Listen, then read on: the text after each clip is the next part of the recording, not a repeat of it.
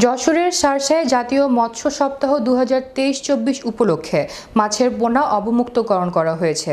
বুধবার মৎস্য অধিদপ্তর শার্শার আয়োজনে ও মৎস্য অধিদপ্তরের রাজস্ব খাতের আওতায় এ পোনা অবমুক্তকরণ করা হয়।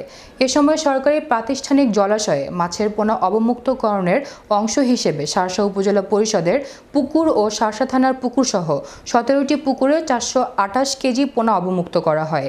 এ সময় উপস্থিত ছিলেন শার্শা উপজেলা নির্বাহী অফিসার নারায়ণ চন্দ্র পাল, উপজেলা মহিলা ভাইস চেয়ারম্যান আলেয়া ফেরদৌস, উপজেলা সিনিয়র মৎস্য কর্মকর্তা আবুল হাসান, শার্শা থানার অফিসার ইনচার্জ SM আকিকুল ইসলাম, খামার ব্যবস্থাপক তারিক ইমাম প্রমুখ। অভ্যন্তরীণ জলাশয়ে মাছের উৎপাদন বৃদ্ধি এবং মানুষের আমিষের চাহিদা পূরণের জন্য বিভিন্ন প্রতি বছরের ন্যায় এবছরও শার্শা উপজেলায় রাজস্ব খাতের আওতায় 428 কেজি পোনা মাছ শার্শা উপজেলার বিভিন্ন প্রাতিষ্ঠানিক পুকুর এবং উন্মুক্ত জলাশয় অবমুক্ত করা হয়।